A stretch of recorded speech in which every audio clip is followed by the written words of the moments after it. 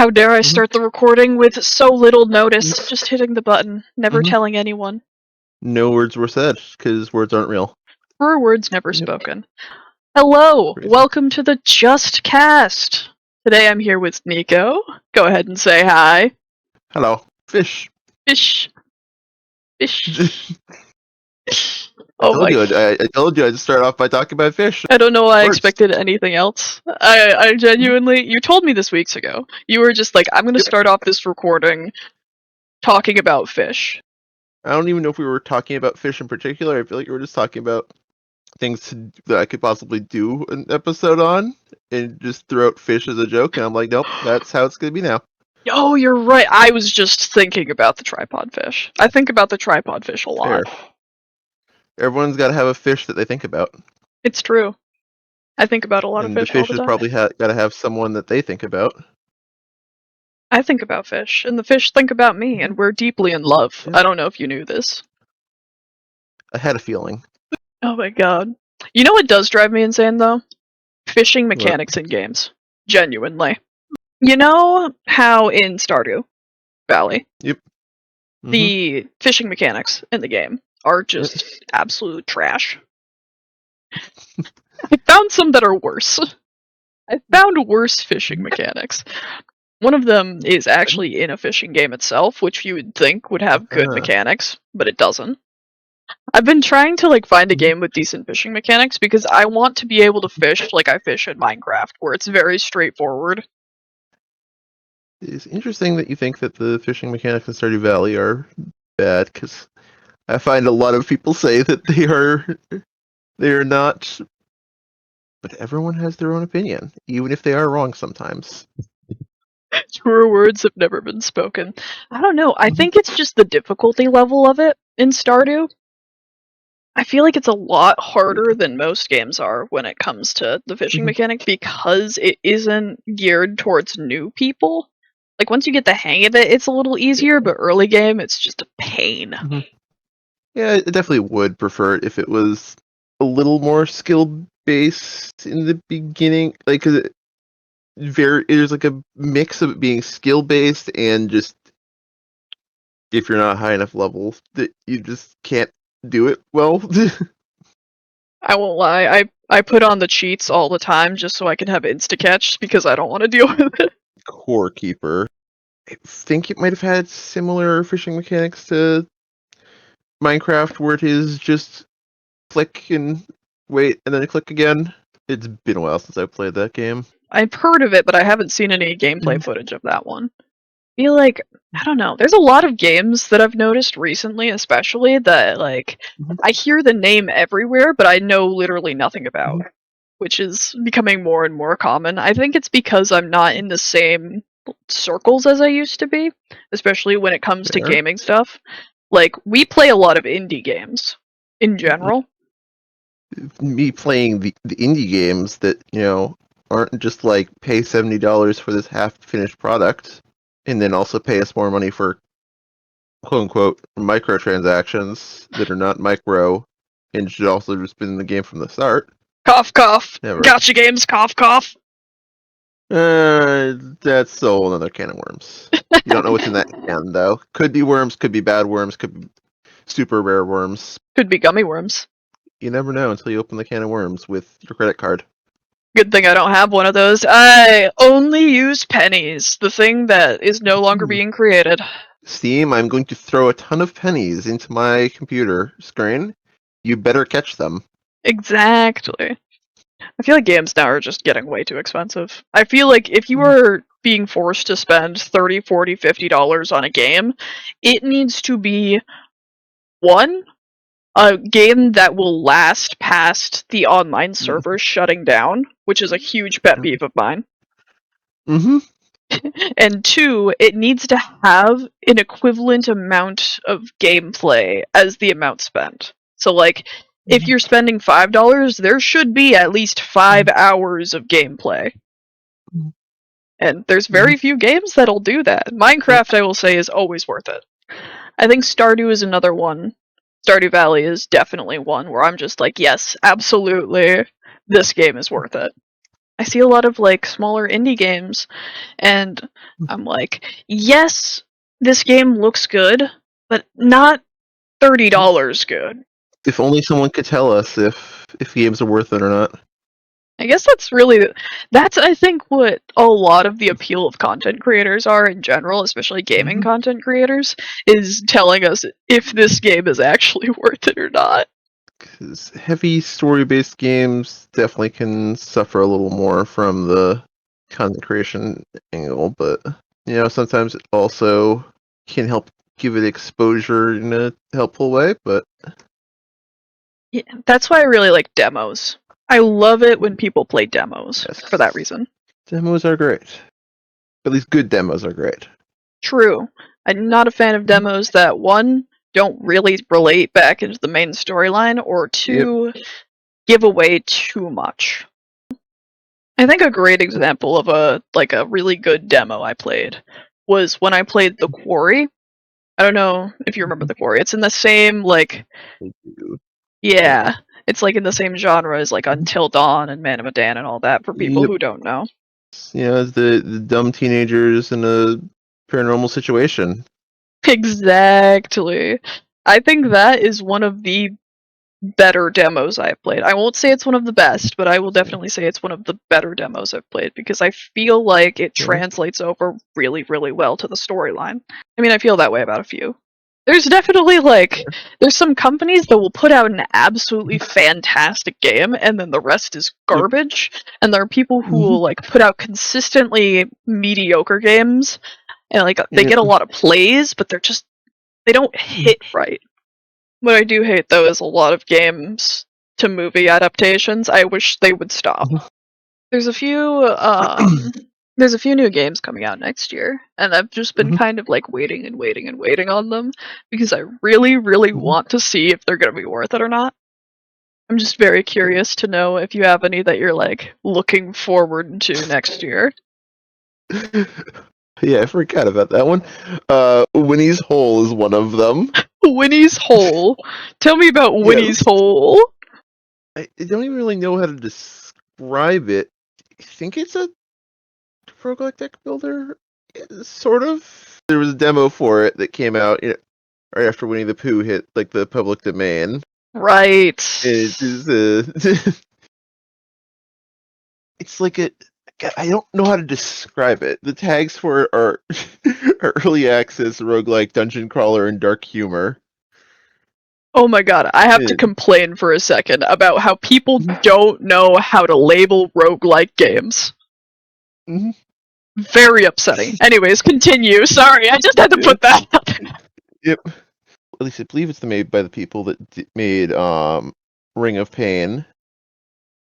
And it is a weird game where you're not playing as Winnie the Pooh. You're playing as a parasitic infection that taking over his body. What? What? It is a weird concept. It is certainly a strange game, to say the least. I want to say it's creative, but I don't think that it is.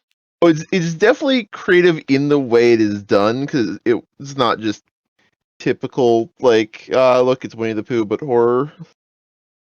It is definitely more well thought out, and I'm not sure if I'll end up getting it, but I'm definitely looking forward to watching other people play it, because probably not that good. I probably wouldn't be that good at it. There's games that you want to play, and there's games that you want to experience without playing. Yep. I have to open my Steam wishlist now. I gotta look to see what there is, because I feel like there's gonna be some crossover between what we have in there. But I think that the types of games that you generally play and the types of games that I generally play don't have a ton of overlap unless it's in multiplayer.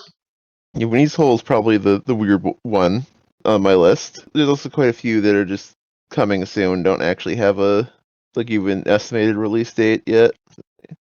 Shift at Midnight just seems like it's going to be a funny co-op horror experience. Yes! I know exactly what you're talking about. I actually need to add that to mine. It just looks like it'll be it'll be goofy and kind of terrifying in the right kinds of way. I've been looking forward to Grave Seasons. That's the one that I've been waiting on. Yeah, it's like a. Apparently, it's supposed to be similar to a horror Stardew Valley. And this is how it's been Well, maybe I described to me. have. Maybe you shared this with me. I think you and I have Some talked point. about it, but it was a long time Yeah. ago. So there's this one game that has been super, super popular overseas, and it's called Road to Empress.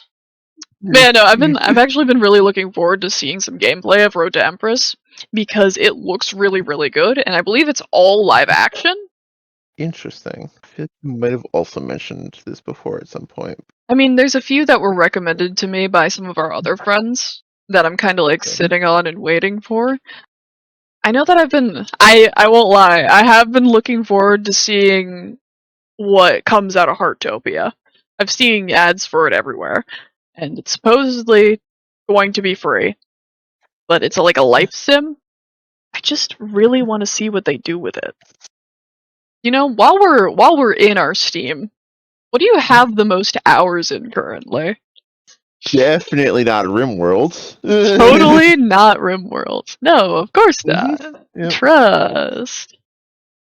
I did not realize I had as many hours as I did in Stardew Valley. I would never have put that as my top game. Well, Minecraft is always going to be more, but apparently I have like 5,500 hours in Stardew Valley. I have 2,500, but this is also not including the time that I spent on another account because I did not own the game when I started my initial farm. Yes. I was just borrowing it from a Steam library. Yes. That's how I feel about Dead by Daylight. It's like I have a ton of hours in Dead by Daylight, but I don't have a ton of hours in Dead by Daylight on PC. I used to play on Xbox. Yep, that's me in Terraria. Mm-hmm. But, you know, I still also have a ton of hours in Terraria. Not concerning at all, I swear. I'm concerned about the amount of hours I have in Phasmophobia. And how many would that be? I have almost 400 hours in Phasmophobia, but I know for a fact that you have more than me. I'm like so confident that you have more than me. I have 377 and a half hours. Oh, I only have 252 hours on it. Oh, you're right. It's probably because I was cranking through the last events. Yep. Because the winter events just happened, as well as the new update for more ghosts. So, I think I've really locked in the... Yeah. Yeah. I know I put in a big chunk when I initially got the game. They ended up with like the second highest rank from before the big prestige. Oh, with like us and our friends? I think you ended up with the second highest rank. Yeah. Yeah. When the game updated and all of the ranks changed and were carried over. Yep. Because we had one friend that got to what, like 400 or something? Something like that. I think I was like level 38 when it transferred over. But I didn't start playing till a lot later than most people did. Although I did start playing after you did, so clearly you just didn't lock in at the time. You're right, I needed to lock in harder. I will say, Phasmophobia is one of the games that absolutely deserves the hype. 100%. Like, I think that it's so replayable. Like, you can actually replay and replay and replay and replay, and it's just as good every time. I've definitely lost some of the interest in it over time, just because, like, I've done a lot of the things to do. Achievement hunting. Even just, like, the remaining achievements I do have to get. Complete weekly challenge mode 10 times. Complete training. I guess the apocalypse trophies could be a bit tricky. And then, yeah, the secret demon one, aka get lucky. Yep. Or unlucky. I have been trying so hard to get killed by a demon for years, and it just won't. It just won't kill me.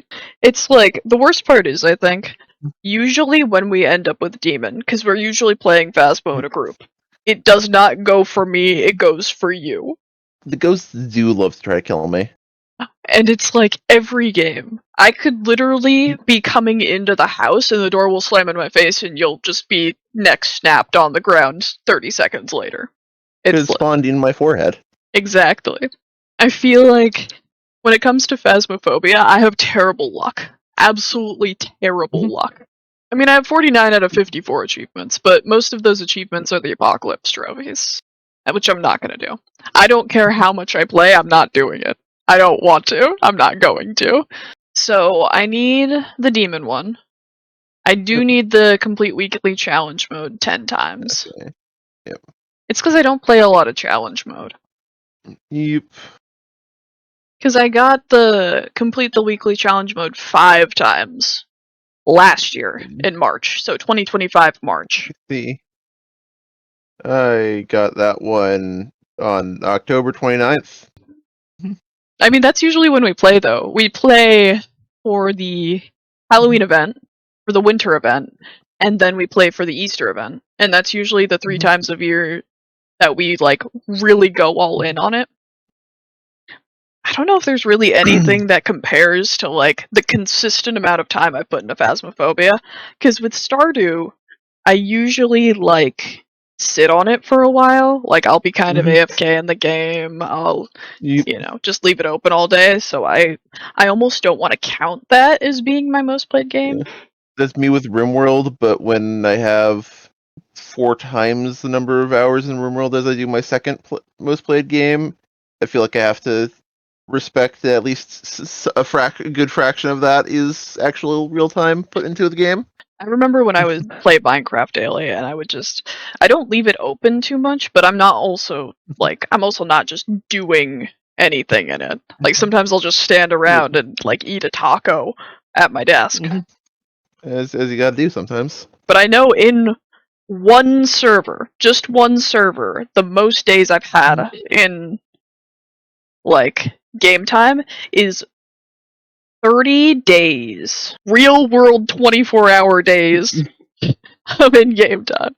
And I did about that much for at least 4 servers. So I don't think that there's anything that can actually compare. I believe that I have close to 4 months of in-game time in Minecraft, give or take, just from when I started the account that I currently play on. Because I had another account back when I was younger. I kind of locked in for a couple of years on Minecraft, and then I didn't touch it for another couple of years, and then I locked in again, so I'm like, I wish I knew how much time I'd have put into Minecraft, but I have absolutely no idea. Like, you don't play a lot of Hypixel. I use a multi-MC launcher, which logs my in-game time as well, so I don't trust it to be 100% accurate, but it's fairly accurate, you know? What is your favorite Minecraft mod pack to date? Good question. Or even, what is your favorite Minecraft mod? That might be the better question. That, I feel like, is an even harder question. That's fair. That's fair. See, I have multiple answers, but I'm curious to know what yours are. Yeah. Refined storage is probably my favorite storage mod. Not super useful if that's the only mod you have. So, like, some mods are dependent on other mods, and yeah. It's hard to find a standalone. I do love, like, a lot of the ones that do alternate portals, like Twilight Forest as a great example. But I also am a big fan of my beloved ME system. Oh, how nothing can top my beloved ME system. I love Apotheosis, the ridiculously high sugarcane.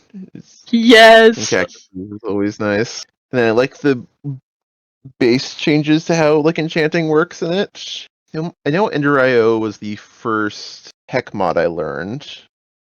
Some of the tech mods are really rough, unless you know what you're doing. Like, really, really, really rough. I remember starting to learn how modding worked, and starting with okay, what was it called? Like, I think it might have been Industrial Craft 2, and like the whole, like, you need to have the right type of wiring going to each machine, otherwise they would blow up. And Oh god, I'm getting like war flashbacks to trying to work. Oh no, I know exactly what you're talking about. I'm just like, I just want to be able to plug in my thing and it give me nice resource. I am not here for my electrician job. I didn't get an electrician degree or whatever you call it. I didn't go to trade school. I don't know how to do wires. Have you ever played around with, I forget the name of the mod pack. It might just be called Big Reactors. But there's big reactors. And Yep. sometimes they explode. I have messed around with that in more recent years. I can't remember which mod pack it was. I think it might have been a modded one block. Ended up making several big reactors to handle the power consumption of the base. And then never ended up managing to make the antimatter I needed for something or other. I can't even remember what I needed it for. The reason was partially because I could have gotten the resource I was looking for by going to the end, but that would be ridiculous, and I was just avoiding doing that.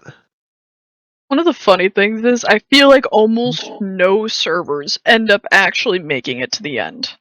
Like, I feel like an absurd amount of servers either turn off the end completely, or they just never go because they're trying to, like, collectively go and fight the Ender Dragon with all of the people on the server, and they just can never coordinate it well enough to do that. That is the current fate of the latest Minecraft server that I'm hosting.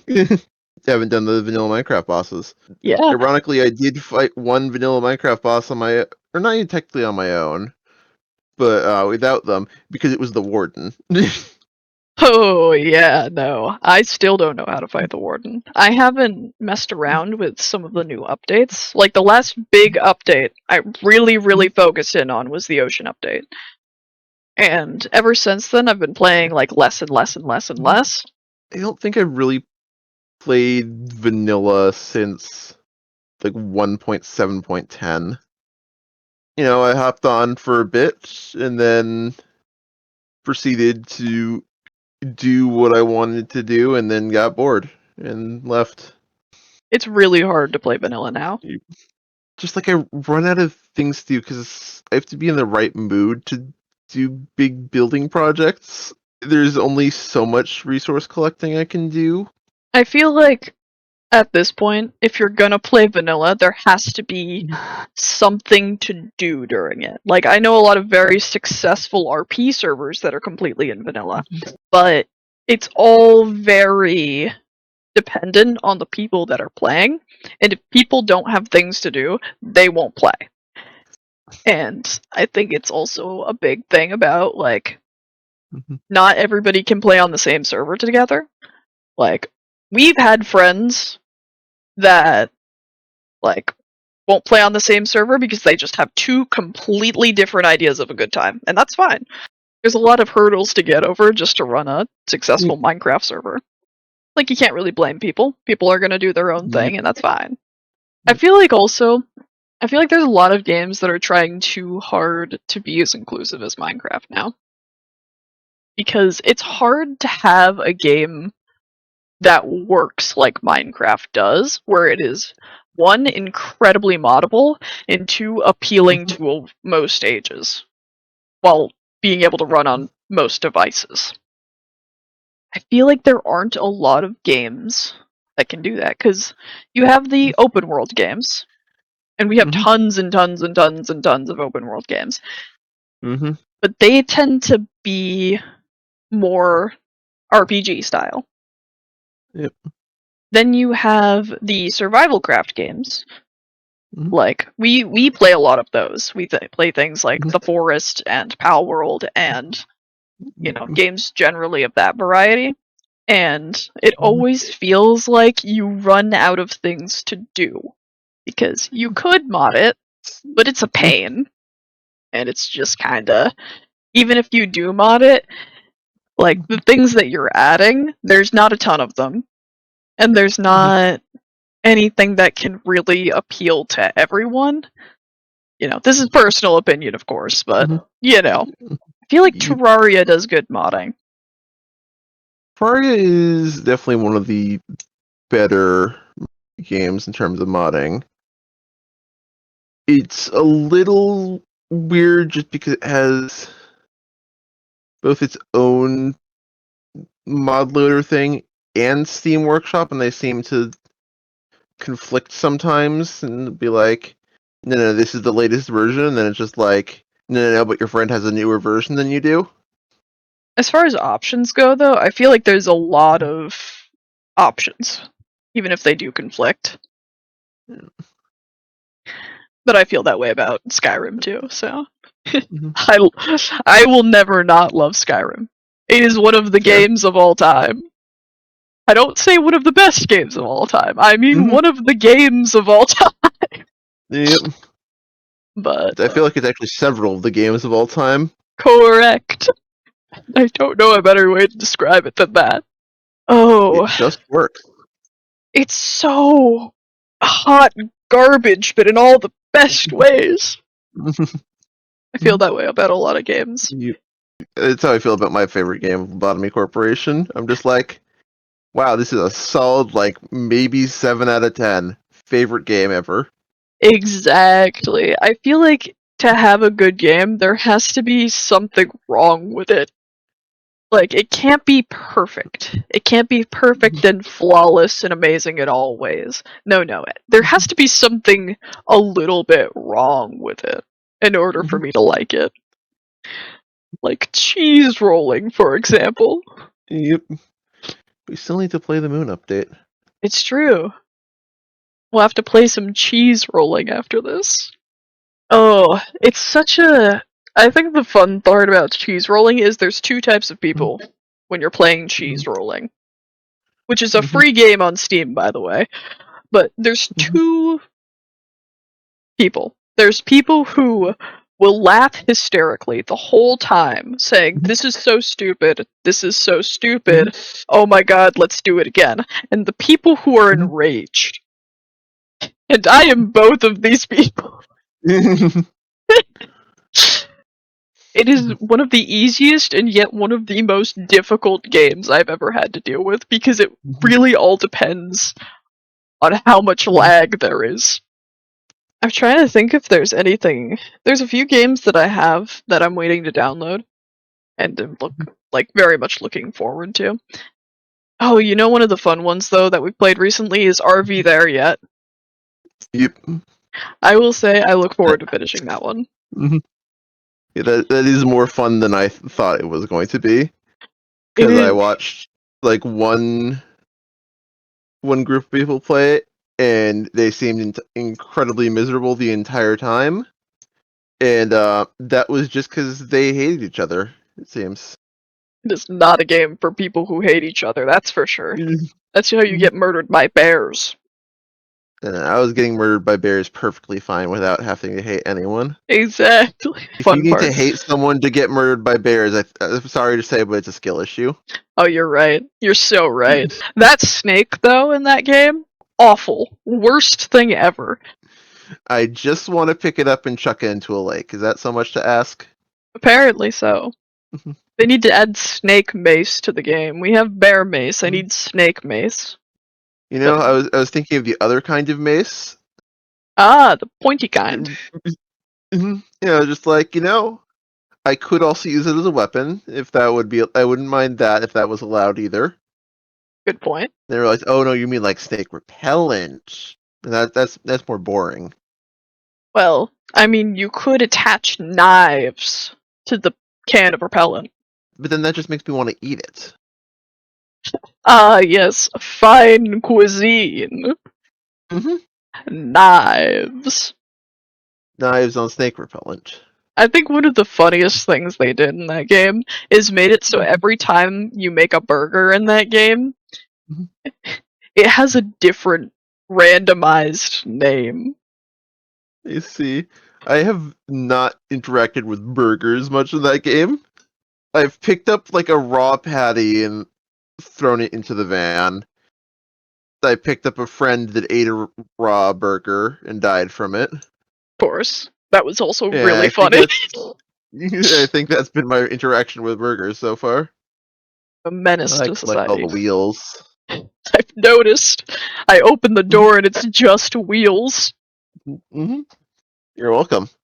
Thank you. I mean, we need them. Unfortunately, they will be falling out the back door from now on. It's Don't such worry a about the part that we don't have a back door, but well, we're that's not about to. important right now. Rips the entire back wall off. Ah, yes, open concept. That's what I want for my motor vehicles. Quick, wait, you have an opportunity now. I'm still recording. Quick, do the funny haha. Oh, phew, that was a close one. We almost missed out on NuggetNico, but now it's long.